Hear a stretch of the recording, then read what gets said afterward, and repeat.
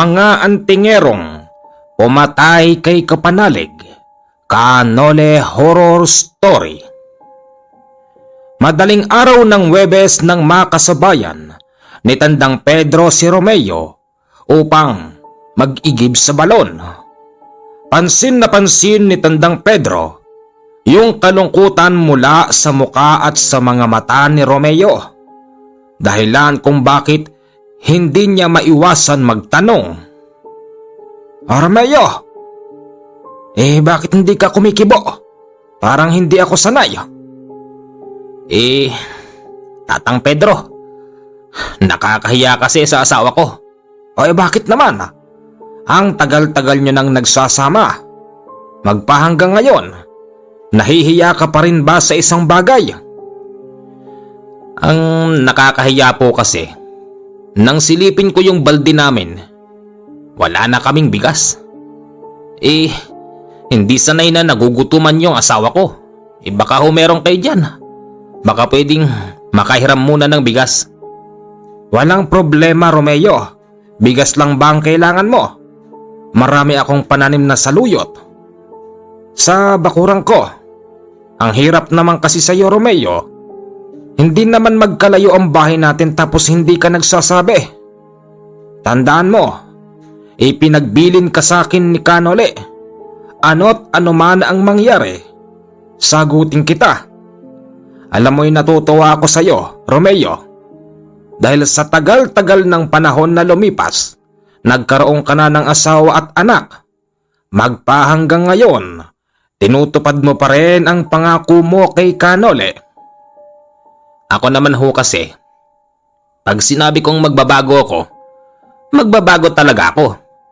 Lalong-lalo na, buhay ko ang nakataya dyan.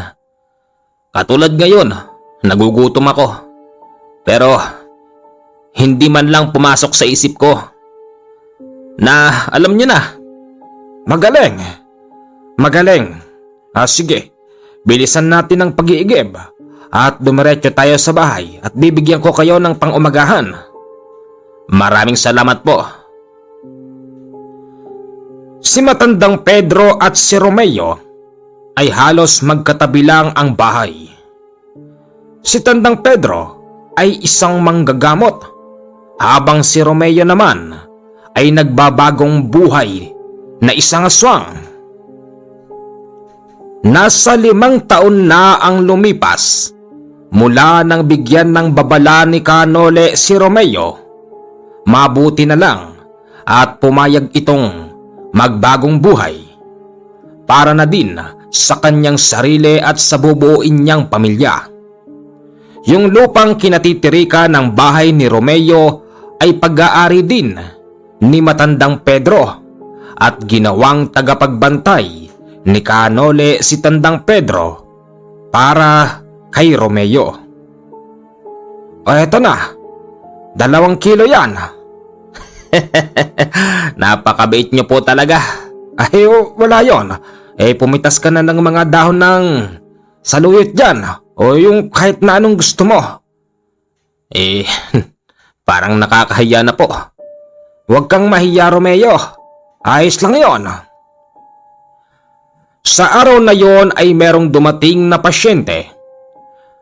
Habang sila'y namimitas ng mga dahon at bunga ng gulay, hindi maiwasan ng pasyente na luminga-linga sa paligid na animoy meron itong nararamdaman.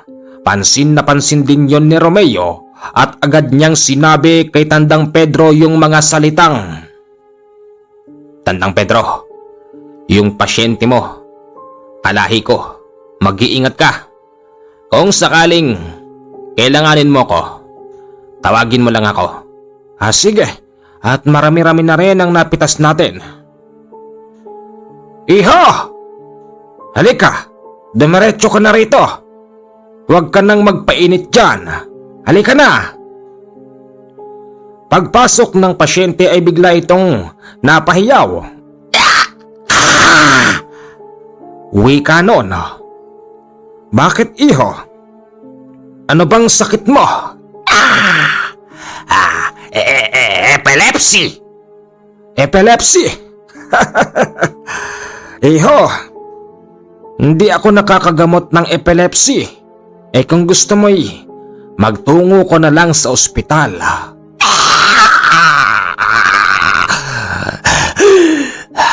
Pengi akong mutya. Anong sabi mo? Pengi akong mutya. Yun ang makapagpapagaling sa'kin. Ay nakakatawa ka naman. Hindi hinihingi ang mutya. Hindi ka ba naawa sa'kin? Tignan mo ang aking leeg. Gumagalaw ng kusa. Iho, pasensya ka na. Talagang hindi pwede. Tang Pedro, mukhang malubha yata karamdaman ng pasyente. Hindi lang malubha, masahol pa. Bakit naman po? Romeo, pakialis mo na nga rito. Yang kalahi mo. Oho. Halika na. Tinangay ni Romeo papalabas ang lalaking yon. Ayon sa kwento ni Romeo, kaya raw napunta roon ang lalaki dahil gusto niyang humingi ng mutya na makapagpapagaling sa kanya. Siyempre hindi naman ganon kadaling magbigay ng mga mutya na nanggaling sa kalikasan. Maya-maya pa, si Canole ay dumarating. Ikinagulat pa ito ni Romeo at ni Tandang Pedro. Magandang umaga po. Kamusta ho kayo? Canole! Kaibigan! Ikaw pala, kamusta ka na? Heto, ayos lang. Romeo, ikaw yan? Ako nga ho. Kamusta ho kayo? Buti naman at nadalaw mo kami. Ba syempre naman. Katulad ng naipangako ko sa inyo, lahat kayo na mga taong nagbabagong buhay na binigyan ko na ng babala, dadalaw-dalawin ko. Kamusta naman ang buhay? Ayos naman po. Eto, tuluyan nang nakapagbagong buhay. Ang sarap pala sa pakiramdam. Talagang masarap. Pagpatuloy mo lang, Romeo. Yun ba yung bahay mo? May bata doon Anak ko yun. Tapos yung babaeng sexy doon, akin din yun. Sexy. Baka naman balyena. Biro lang Biro lang, Romeo. Ayos lang po yun di kumain na po tayo. Meron na ba? Meron na. Tamang-tama nga yung dating mo. Sige, kumain na tayo. Habang sila'y kumakain, tunguhin naman natin ang kabilang banda, kung saan yung lalaking aswang na merong epilepsy ay nagsumbong kay Abardo, Wilfredo at Ago, ang tatlong magkakaibigang antingero na nakatira sa kabilang probinsya. Totoo yun, Wilfredo. Totoo. Hindi niya ako binigyan ng mutya. Pero marami siyang mutya, Wilfredo. Totoo ba yung sinasabi mo? Oo. Totoo. Naramdaman ko din na ang matandang yon ay marami pang mutya sa loob ng bahay. Kung ganon, siguro'y nararapat na din. Napuntahan natin ang matandang yon. Hindi ba, Abar? Basta ikasisiya ng ating mga kaluluwa. Ang gagawin natin, agawin natin ang mga mutya ng matandang yan. Hindi ba, Ago? Sige. Tara. Nagpalipas lang ng isang araw ang magkakaibigan na antingero, lumakad na sila. At ito naman yung tiyempong pag-alis ni Canole sa bahay ng kanyang kapanalig na si Tatang Pedro. Magandang araw po. Dito ho ba nakatira ang albularyong si Pedro? Ako ho yun. Hindi na ako magpapaligoy-ligoy, patanda. Nandito kami upang humingi ng mutya. Mas mainam nang nagpapaalam kaysa naman nagnanakaw. Sino ho ba kayo? Ako lang naman si Wilfred, at ang aking kaibigan na si Abar at si Yago. Magandang araw sa iyo. Ako si Abar. Abardo. At ako naman ho, si Ago. Tanda, huwag mo nang pahirapan pa ang sarili mo. Siguro naman, nararamdaman mo kung sino kami. Kaya't ibigay mo na lang ang mga gusto namin. Mga antingero, hindi ko maaaring ibigay ang mga gusto nyo. Alam nyo, hindi ito angkop sa inyong pagkatao. Kung sakaling agawin nyo man sa akin to, baka yan pa ang ikamatay nyo, mga antingero. Wala ka nang pakialam doon. Basta ibigay mo ang gusto namin. Kung hindi, susunugin namin yung bahay mo. Tapos, isusunod ka namin. O ano? Wilfredo, sadyang makulit ka pala eh. Magsigsialis na kayo. Romeo! Romeo! Ano ho yun? Palayasin mo nga ang mga ito at ako'y labis na naaalibadbaran. Mga antingero, hindi tayo talo. Baka naman pwedeng respeto na lang natin yung desisyon ng matanda. Sige na, naghahanap pa kayo ng mutya. Mga antingero kayo eh. Wala kang pakialam. Ayaw naming mag-antay ng mahabang panahon para makakuha ng mutya. Dito libre na, hindi ba Abar? Sa pagpunta namin dito, hindi kami makapapayag na hindi kami makakakuha ng mutya ng matandang yan. Tanda, kaya mo bang ibuwis ang buhay mo para lang sa mutya? Katulad ng sinabi namin, susunugin namin yung bahay mo at isusunod ka namin. Alam nyo mga antingero, lipas na ako sa mga ganyan at hindi na tumatayo ang aking mga balahibo sa mga simpleng pananakot. Mga pare, siguro mas mainam bumalik na lang tayo sa mga ilang araw pang lilipas. Mabuti pa itong si Ago naiintindihan yung sinasabi ko. Sige ho, alis na ho kami. Abar, ano yon? Wilfred, Na, tara na. Tandaan mo ito, tanda. Babalikan ka namin. Babalikan ka namin. Sa paglayas ng tatlong magkukumparing antingero, nagpunta sila sa isang batis kung saan meron silang paniniwala na ang batis na yon ay kinalulugdan ng isang diwata at ang batis din na yon ay nagbibigay ng mga gamot na nararamdaman sa kani-kanilang katawan. napakalamig talaga dito, Wilfred. Paano mo ba nadiskubre ang batis na ito? Ayon sa aking informante, na ang batis na ito ay kinalugdan ng diwata at ang tubig na yan ay kayang magpagaling ng karamdaman ng ating mga katawan. Napakarami mo namang paniniwala, paring Wilfred. Ba talagang ganon, Ago? Talagang ganon. Ano bang ginagawa kasi natin dito? Nandito tayo upang humingi ng dagdag lakas sa diwatang naninirahan dito. Hindi napahiya ang tatlong magkukumparing antingero dahil maya-maya lang napansin nilang habang umaagos yung tubig ay may nagpakitang isang diwata na nakalutang sa tubig. Mga kumpare, tignan niyo yon. Ayun na ang diwata. Siya na yon. Oo nga no. Uy Abar, iba na naman yung tawa mo ah. Parang naiintindihan ko ang ibig mong sabihin. Huwag kang makialam dyan, Ago. Ako ang unang lalapit. Hanggang dibdib lang naman yon. Dali-daling lumapit noon si Abar sa diwatang nakikita niyang nakalutang sa tubig.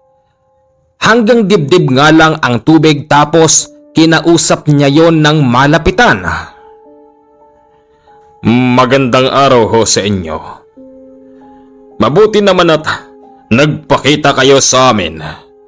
Siguro naman po, alam nyo na kung ano ba ang ipinunta namin dito.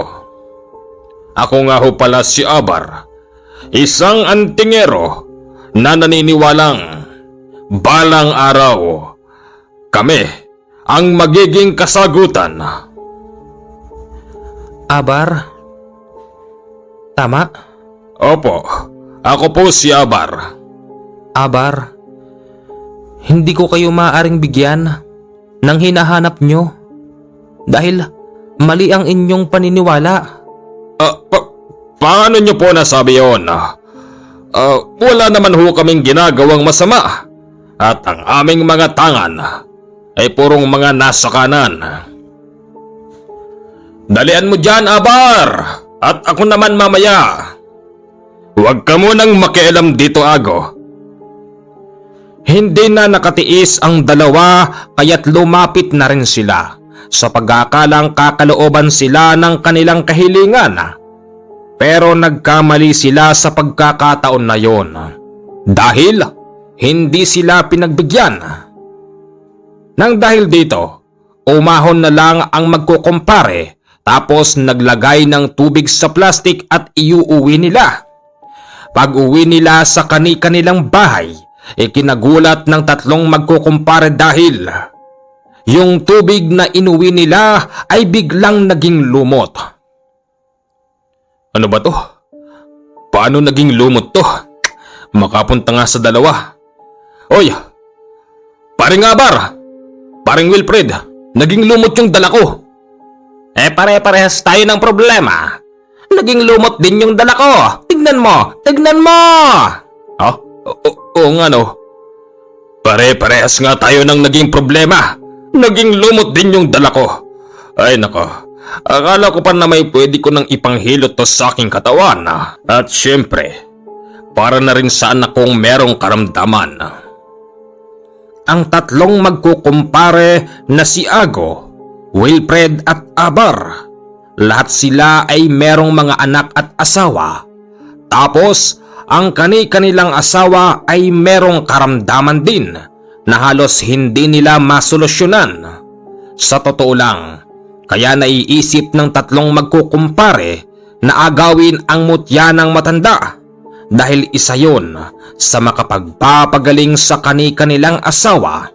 Tapos meron silang paniniwala na mas lalong lalakas ang kanilang abilidad bilang isang antingero.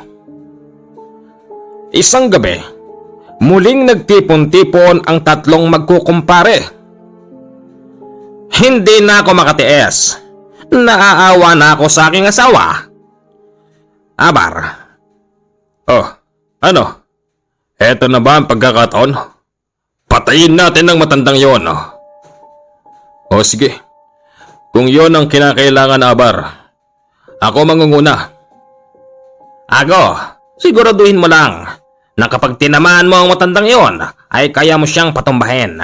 Dahil ayon sa aking informante, ang matandang yon ay hindi basta namamatay kung bibirahin mo lang ng isang beses gamit yung medalyon mo. Huwag kang mag-alala, Wilfred. Akong bahala ron.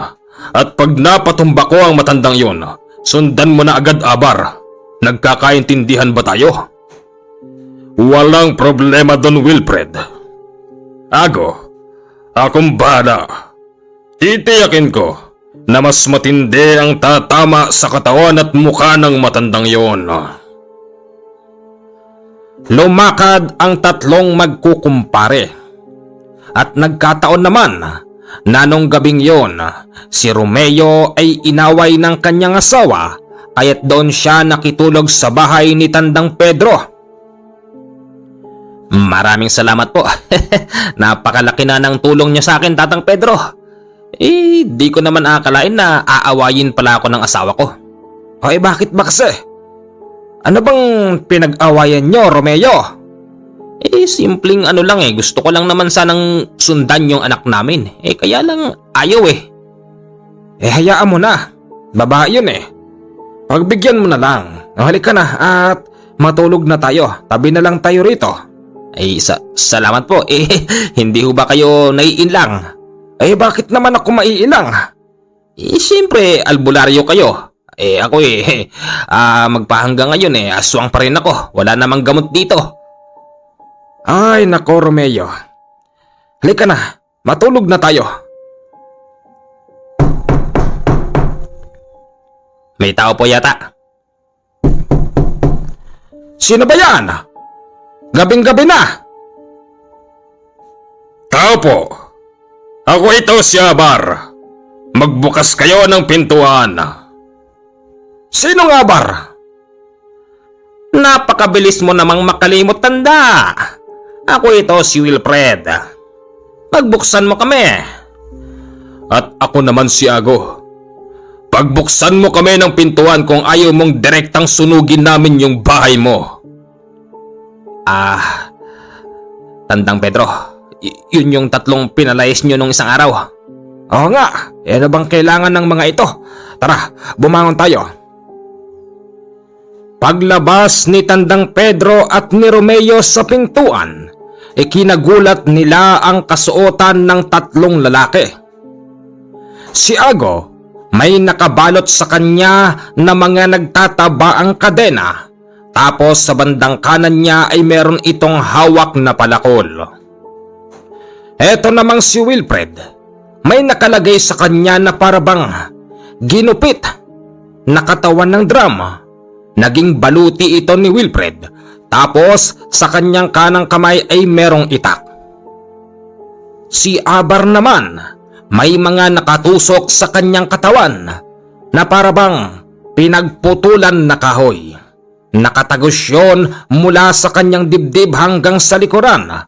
Umiikot-ikot pa noon si Abar upang ipakita lang sa dalawa na merong mga nakatarak na mga matutulis na kahoy sa kanyang katawan. Kasabay nun, yung pagnguya ng bubog ng 3. Nginunguya nila ito na parabang kornik lang at ipinapakita pa sa kanila yung bubog ng alak habang nginunguya. Tatang Pedro, seryoso po ito. Baka mapano ho tayo.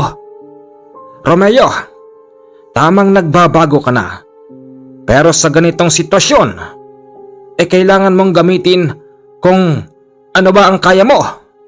Pero di ba, Romeo, naintindihan kita. At hindi naman magagalit si Canole kung sakaling gamitin mo ang pagiging aswang mo sa ganitong klase ng sitwasyon. Ang ayaw lang nun, yung kakain ka ng mga hilaw na laman. ano bang pinag-uusapan nyo? Ibibigay mo ba ang kailangan namin o hindi? Sabihin mo lang. Sabihin mo lang. Napakatagal. Marami na akong nakaing bubog. Nagpahanggang sa ngayon hindi mo pa nilalabas ang mga mutyang kailangan namin, tanda. Ilabas mo na ho kasi. Ilabas mo na. Ako si Ago.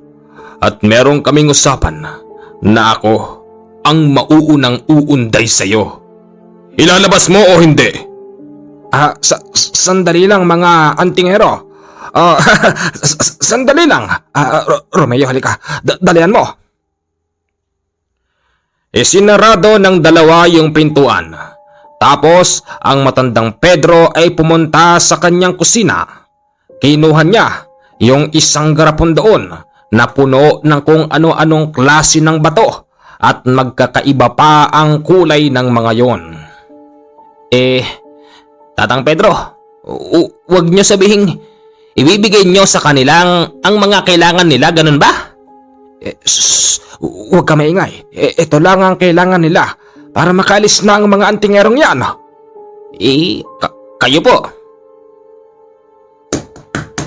Ano na? Napakatagal. Lalabas ba kayo o susunugin namin yung bahay nyo? Lalabas ba kayo? O baka naman hindi. Init na ako na sunugin ang bahay mo, tanda. Oh, heto na ang kailangan nyo. Maraming klaseng mutya yan. Ay! Eto na mga pare ko. Eto na ang mutyang kailangan natin. Hoy tanda, siguraduhin mong mapapagaling ng mga mutyang to ang aming mga asawa. Dahil kung hindi, papatayin ka namin, babalikan ka namin, mamaya din. Wilfred, ano akala mo sa akin, Diyos? Na kayang magpagaling ng agaran ng mga may karamdaman na tao? Wilfred, matuto ka magantay dahil ang ibinigay ko sa inyo ay mutyang nakakatulong sa mga taong may sakit. Siguraduhin mo lang, tanda, dahil kapag nalaman naming niloko mo kami, may kalalagyan ka sa amin at idadamay namin ng aswang sa tabi mo. Abar, hindi ko kayo niloloko. Sige na, humayo na kayo at nang makasama nyo na ngayong gabi ang inyong mga pamilya. Alis na kami. Ito ang tandaan mo. Kapag hindi gumaling ang asawa ko, ako mismo ang tatanggal sa ulo mo sa katawan. Pati ikaw, aswang. Mga antingero, baka pwedeng makakalis na kayo. Hindi na maganda yung mga pinaggagawa nyo eh. Masyado nyo naman kaming tinatakot. Ibinigay na nga namin yung mga kailangan nyo tapos ganyan. Sige na, makakalis na kayo. Pag-alis ng tatlong antingero ay biglang natawa ang matandang Pedro at ikinagulat naman yon ni Romeo.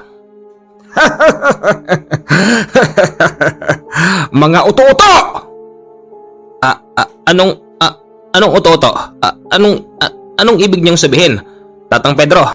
Ang ibinigay ko sa tatlong antingero ay yung mga iba't ibang klase ng kulay na bato na mga napupulot ko dyan sa gilid ng ilog. Mahilig kasi akong mangolekta ng mga batong yon. Siyempre, bilang isang albularyo, medyo may paniniwala din ako na baka isa sa batong yon merong magbibigay sa akin ng dagdag kalakasan. Naintindihan ko po kayo. Magaling. Pero paano po yun? Pag nalaman nilang hindi tunay na mga mutya, yung ibinigay nyo sa kanila, baka balikan tayo ng mga yon. Yon ang dapat nating paghandaan. Pero kaya ba natin sila? Kakayanin. Bakit hindi? Romeo, katulad ng sinabi ko sa iyo, hindi ikagagalit ni Canole kung gagamitin mo ang pagiging aswang mo sa labanan. Basta wag ka lang kakain ng laman. Habang wala sila, paghandaan natin ang pagbabalik nila. At tiyak na galit ang mga yon. Siguradong papatay sila ng tao kapag nalaman nilang hindi tunay ang ibinigay ko sa kanila. Makalipas pa ang 2 araw, ang tatlong magkakaibigan at magkukumpare na mga antingero ay galit na galit. Nagkita-kita sila sa isang tagpuan at ang wika ni Wilfred, Niloko tayo ng matandang yon. Hindi naman gumaling ang asawa ko. At mas lalo kong nakitang nahihirapan na ang aking asawa. Niloko niya tayo. Hindi ako makapapayag na hindi tayo makakaganti sa matandang yon. Tara na, Ago, Wilfred. Naglakad ang tatlong magkukumparing antingero.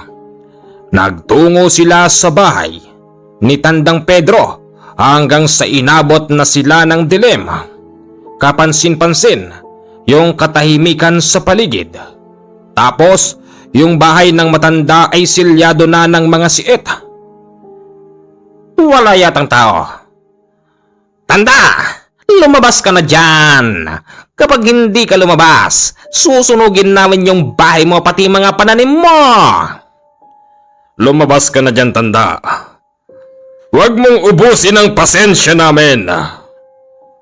Tanda, ako si Ago. Katulad ng sinabi ko sa iyo, ako ang mauunang uunday sa iyo. Huwag mong ubusin ang pasensya namin. Niloko mo kami Hindi tunay na mutya yung ibinigay mo sa amin. Hindi lumalabas ang dalawa dahil wala naman sila sa loob ng bahay. Si Tandang Pedro ay nakapwesto sa mataas na puno. Meron siyang hawak na pana na anumang oras ay pwede nang paliparin papunta sa 3 antingero. Habang eto namang si Romeo ay nakabitin. Hindi niya maiwasan na tumulo ang mga laway niya. Ganun pa man ay kailangan niyang pigilan ang kanyang sarili. Ang ginawa ng 3 antingero, nagsinde ng sulo. Senyales na susunugin na nila ang bahay ng albularyo. Maya-maya pa, mabilis na tumama sa antingerong may hawak ng sulo, yung isa sa panang pinakawalan ng matandang albularyo. Nasapol ito sa dibdib at ang tinamaan ay si Ago. Nandyan lang sila sa paligid. Hanapin nyo! Wika ni Ago at agad naman na umusal ang dalawa niyang kasama. Maya-maya pa, eto namang si Romeo ay bigla na lamang nahulog sa kanyang sinasabitan dahil ang pinakawalan ng dalawa ay kakaibang klase ng orasyon na kayang magpabagsak ng aswang. Sinasabi ko na nga ba, niloko nyo kami. Aswang, papatayin ka na namin. Wika ni Wilfred at agad namang nakalihis noon si Romeo dahil akmang tatapakan noon ng kanyang leeg. Nahihirapan si Ago na tanggalin yung nakatama sa kanya na pana dahil pakawari niya ay may kasamang matinding lason yung panang yon. Ago, ayos ka lang ba, Ago? Hoy Ago, anong nangyayari sa'yo? Ago! Nanghihina ako. Nanghihina ako. Anak ng... Imposibleng hindi mo kayanin. Pana lang yan, Ago. Pana lang yan. Tuluyan nang bumagsak si Ago. Tapos nang maputol yung panang nakabaon sa kanyang katawan. Dito nila nakita na sumirit ang dugo nun. Nagkatinginan ang dalawang magkumparing natitira. Naisip nilang lubhang napakadelikado ng panang pinakakawalan ng Matandang Pedro. Matandang Pedro, lumaban ka ng patas. At bakit naman ako lalaban ng patas sa inyo? Ha? Una sa lahat, matanda na ako. Nasaan ka ba, tanda? Magpakita ka sa amin. Magpakita ka. Nandito lang ako sa tabi-tabi. Wala ka nang pakialam doon, Wilfred. Lalabanan ko kayo sa paraan na alam ko. Madaya kang matanda ka. Muli na namang nag-usal ang dalawa. Sa pagkakataon na yun, eto namang si Romeo ay halos mabaliw-baliw na. Romeo, walis ka na! Sige na! Pag-alis noon ni Romeo, nagpunta siya kung saan at ang matanda naman ay muling nagpaulan ng pana. Hindi naman tinatamaan yung dalawa dahil nakapagtago sila habang hawak-hawak nila ang nahihirapang katawan ni Ago. Ago, mabubuhay ka pa. Kukunin lang natin ang mutya ng matandang yon at babangon ka pa dyan, Ago. Nahihirapan na ako, Wilfred. Abar! Hindi nagtagal. Ang matanda ay naubusan na ng pana. Napansin yon ni Wilfred at ni Abar. Mukhang naubusan ka na ng pana. Humanda ka, tanda. Akala mo siguro hindi namin alam ang pinagtataguan mo. Napakabilis ng pagkilos noon ni Wilfred. Dali-dali niyang inakyat yung isang mataas na puno at tiyempong naroroon nga ang matanda.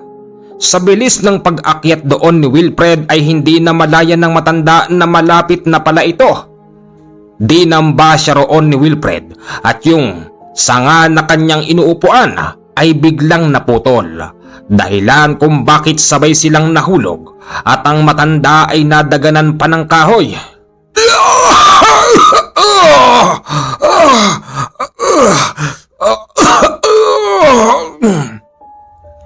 Katulad ng sinabi ko sa'yo, papatayin ka namin dahil niloko mo kami. Wilfred, ang mga mutyang hinahanap nyo ay hindi makapagpapagaling ng karamdaman ng inyong mga asawa. Wilfred, umalis na kayo. Hindi, papatayin ka namin. Pinagsasaksak ni Wilfred at ni Abar ang katawan ng matanda. Ang inaasahan naman ng matandang Pedro ay maisasalba siya ng mga mutyang nakabaon sa kanyang katawan.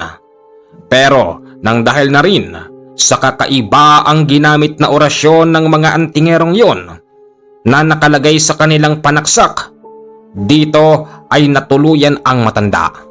Pinasok naman noon ni Abar yung loob dahil umaasa siyang naroroon ang mga mutyang kailangan nila.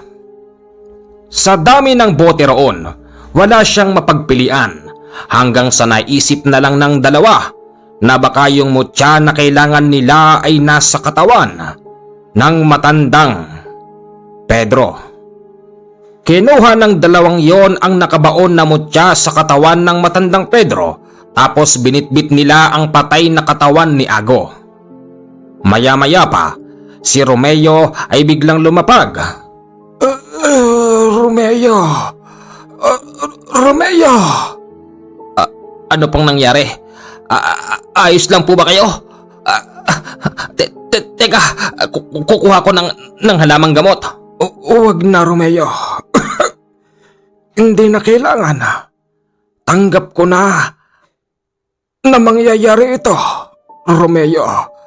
Hanggang sa huling buhay ko, nakagawa man lang ako ng mabuti. Huwag na ho kayo magsalita. Sandali lang po. Huwag na. Hanapin mo si kapanalig na Nole. Iparating mo sa kanya ang mga nangyari. Tatang Pedro? Tatang Pedro!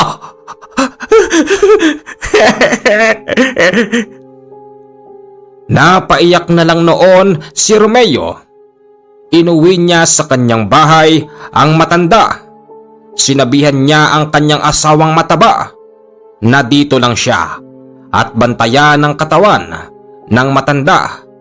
At kung maaari, tumawag na rin siya ng iba pang mga taong makakatulong sa kanila upang mailagay sa maayos na kabaong ang matanda.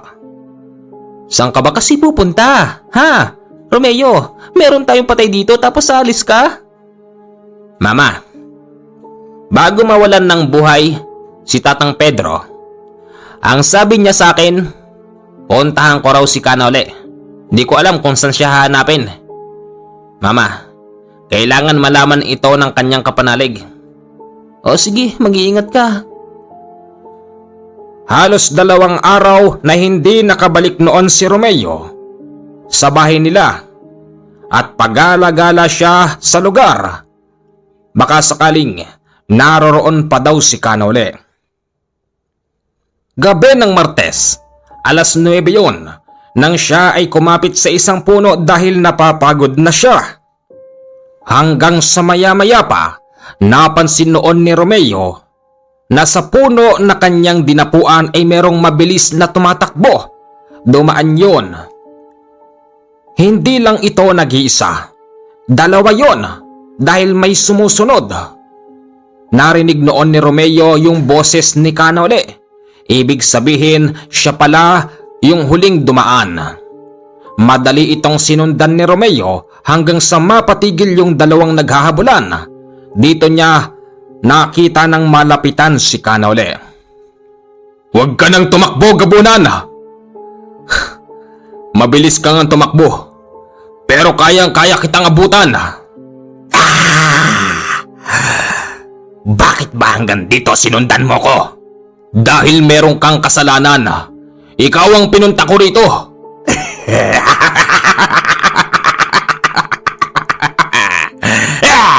Hindi mo ko kaya. Pag nakarating ako sa aming kuta, ikaw ang gagawin naming hapunan. Yun ay kung makakarating ka pa.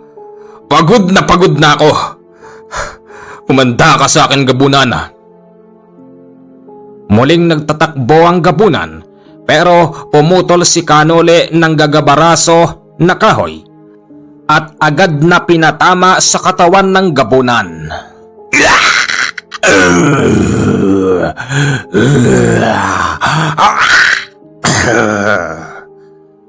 Hindi ba sabi ko sa'yo, huwag ka nang tumakbo. Napapagod na ako eh. Halika. Pananagutin kita sa ginawa mo ngayon. Wag! Magbabago na ako! Huli na ang lahat para magbago. Porkit alam mo na ito ang kahinaan ko, na kapag sinabing magbabago na, lumalambot ang puso ko. Tandaan mo, gabunan, kanina pa kita tinutugis, hindi kita napakiusapan. Kaya ngayon, mananagot ka. Magbabayad ka, gabunan. Magbabayad ka! Nagulat noon si Kanole dahil si Romeo ay biglang lumundag sa kanilang harapan. Oh! Romeo, ikaw nga, bakit? Kanole, masamang balita. Anong ibig mong sabihin? Si Tatang Pedro patay na. Ano? Paano nangyari yun? Sinong pumatay sa kanya? Yung 3 antingero. Pero yung isa ron, napatay namin. Diyos ko naman. Ito kasi! Nang dahil sa'yo, namatay ang kapanalig ko. Kung nandun ako at kung hindi kita hinanap, tiyak na hindi siya mamamatay.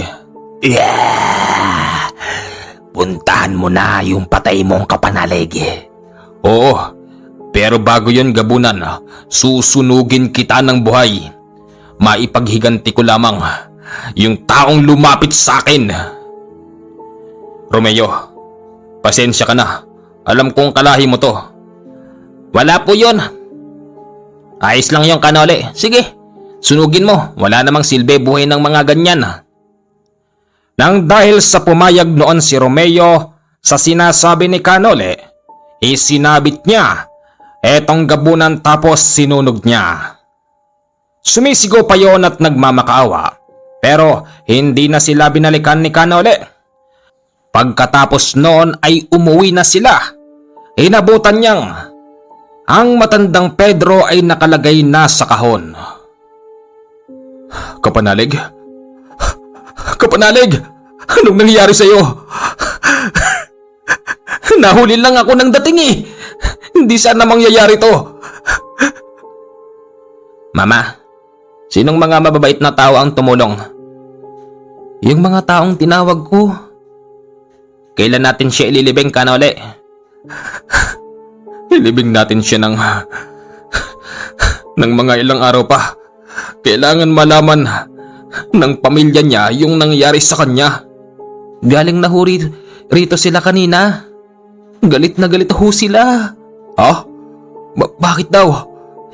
Huwag sabihin nilang may sinisisi pa sila sa nangyari. Nagagalit sila sa pumatay. Ang sabi, ipapahanap daw sila sa mga sundalo. Ha? Nako, hindi pwede yun. Teka, Romeo, sino bang pumatay sa kanya? 3 magkakaibigan na antingero po ang pumatay sa kanya. Mga antingero pala. Hindi ubra mga sundalo dun. Nang mailibing na ang katawan ng matanda, dito ay nagsimulang lumakad si Kanole tapos si Romeo. Hindi man nila alam kung saan hahanapin ng 3 yon, hanggang sa nagawang lumapit ni Kanole sa mga nilalang ng dilim. Alam kong naririnig niyo ko. Hindi tayo magkakaibigan. Magkakaaway tayo. Pero sa pagkakataon na to, pwede bang humingi ng kaunting pabor? Kasi alam ko naman na kalaban nyo ang 3 hinahanap ko. Magsalita kayo.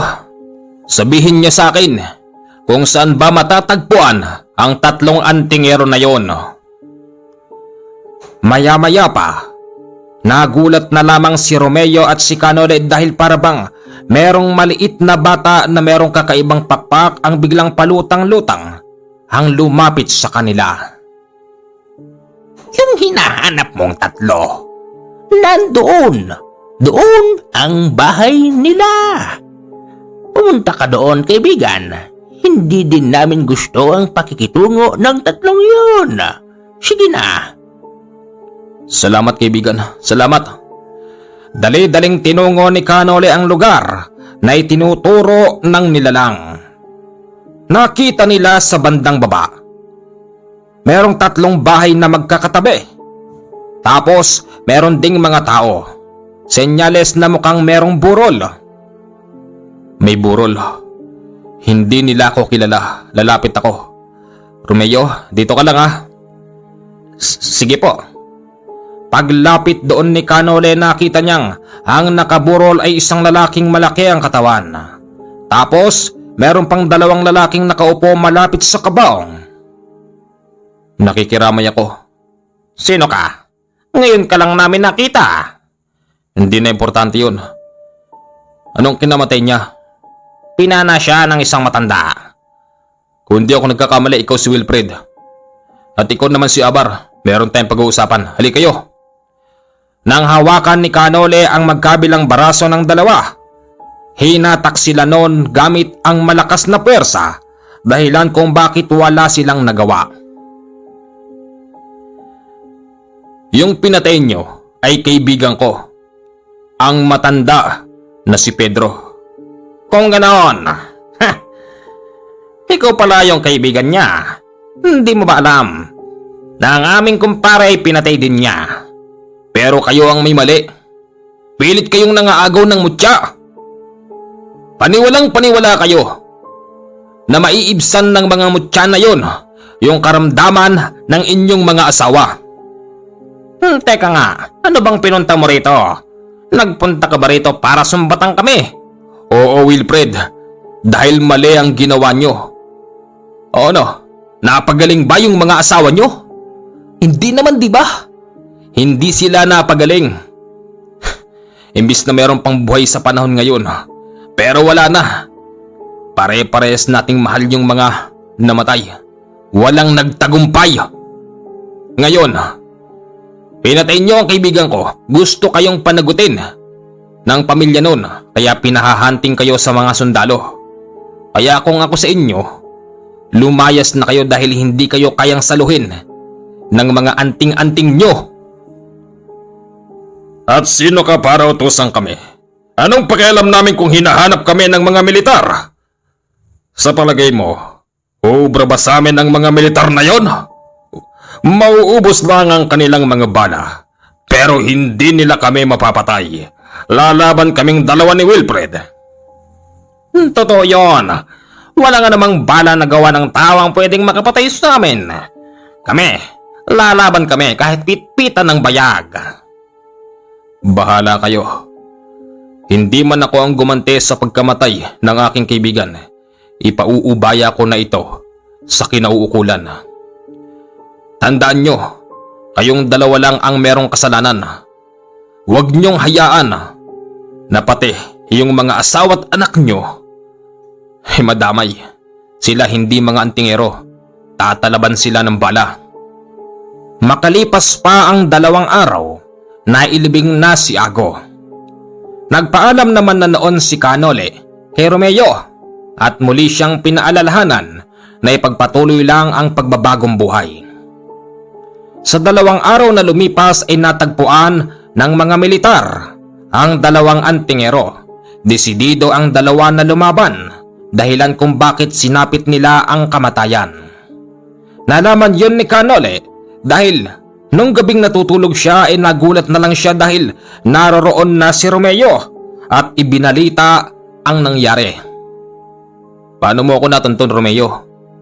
Ang layo ng bahay ko Canole naman, alam ko na ho ang amoy mo at nandito lang ako para ibalita sa'yo na yung si Wilfred tapos si Abar ay patay na rin nang laban sila sa mga umaaresto sa kanila.